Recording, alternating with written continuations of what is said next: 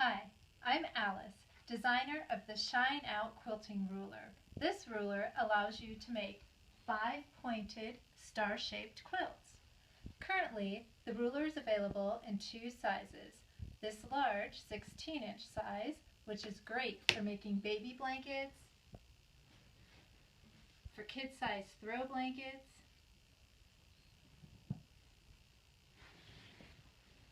and for adult-sized lap quilts.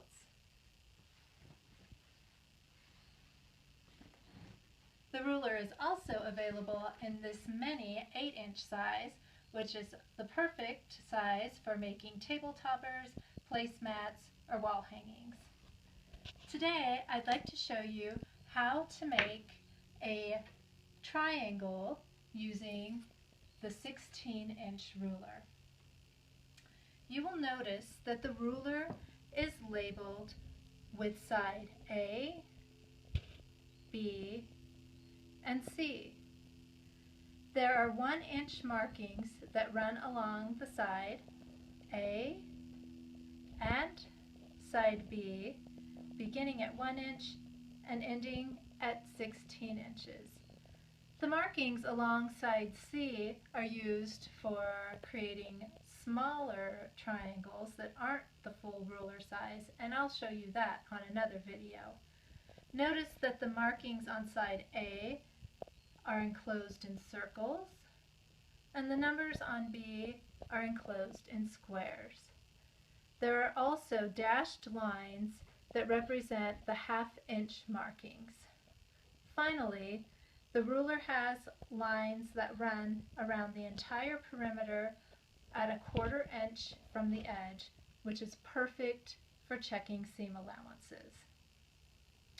So to begin, you'll want to use the vinyl strip that was included with your ruler and cut it into small sections that can be placed along the back side on the edges near the points. This vinyl helps to prevent the triangle from slipping when you're cutting with your rotary cutter. You'll begin with a strip set that's been sewn correctly, accurately, and pressed so that the fabric lies flat and straight without any waves or wrinkles. This makes it easier when you go to assemble your star shape. For the stars, you need to cut A triangles and B triangles. I'm going to begin by showing you how to cut A triangles. With your strip set, you'll want to be paying attention to edge A. This will be the edge that gets placed at the bottom or the top of your strip set. When cutting A triangles, I like to begin with the edge towards me so that I'm minimizing the fabric waste along the selvage. If I were to have my triangle facing with A at this edge, I'm going to be wasting all of that fabric, and I really hate to waste fabric. So, beginning with edge A towards me, I know that cutting a 16-inch triangle, my center mark will be at 8 inches. I will place the 8-inch ruler mark approximately in the center of my strip set, which will be the middle of this colorful strip. It's very important that the lines of the ruler run parallel with the seams of your strip set. So I want to make sure that every single seam is running parallel with the markings on the ruler. If the ruler is twisted slightly one direction or another so that the seams are not parallel, you'll have difficulty in assembling your star. Once I have my lines parallel, I want to find my exact center by using the ruler markings and making sure that the markings on the bottom half of my strip set correspond with the markings on the top half of my strip set. So I can see that this dashed line on the bottom and top of the middle strip should be about the same distance along that seam.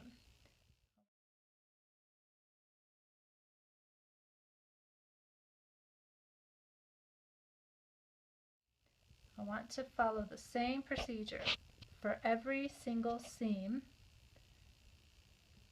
until I'm sure that my triangle is centered and parallel with the seam allowances. Now I'm going to use my rotary cutter to cut along the edges, beginning at the point and placing pressure along the edge of the ruler. I'll begin making my cut, and I will be moving my fingers down the ruler as I go in order to prevent slippage. Now for my next cut, I will twist my mat, cut along edge B,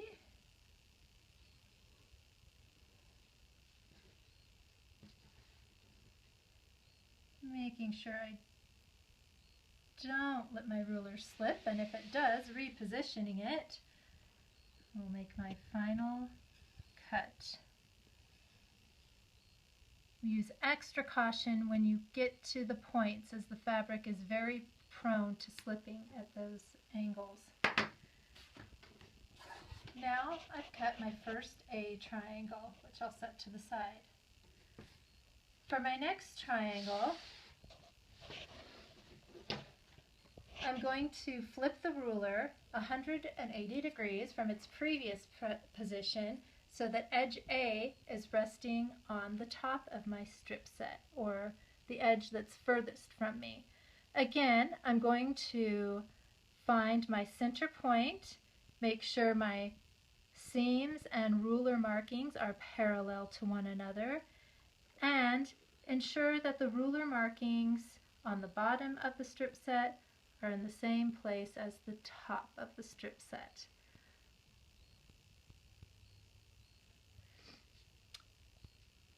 Again, I'll use my rotary cutter and twist my mat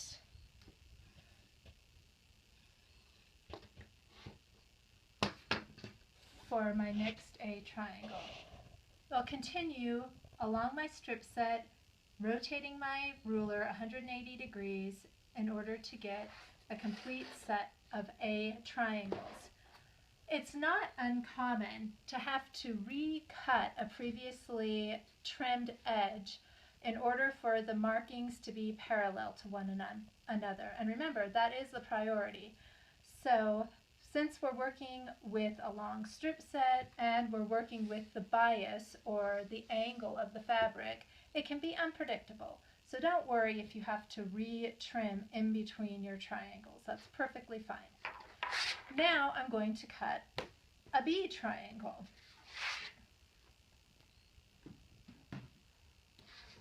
Using my second strip set, I'm going to be focused on the B edge of my ruler. This time, I want to be sure that side B is on the bottom or the top of my strip set. I begin with edge B at the strip set edge that's away from me, again, in order to minimize the waste. Finding my center mark, making sure my lines are parallel, and then aligning each seam at the top and the bottom with the corresponding ruler marking. I'll position my triangle,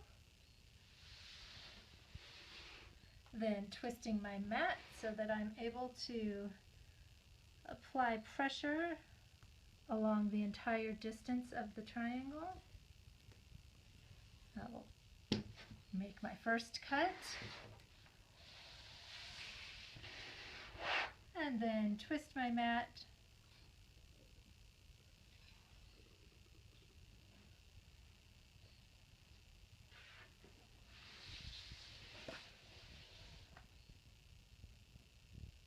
making sure my ruler remains in position for my final cuts.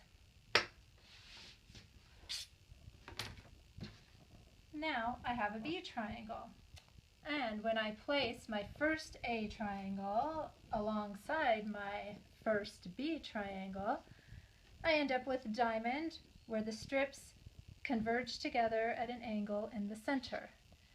When I flip it over, because I followed my pattern directions, I have the wrong triangle.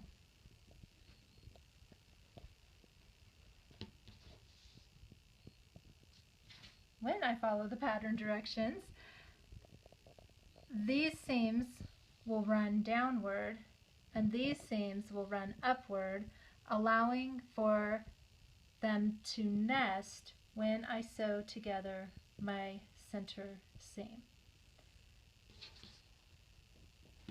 I hope that you found this demonstration helpful. If you'd like more tips on creating 5-pointed star-shaped quilts and patterns, and to learn about the Shine Out story, visit www.shineoutquilting.com.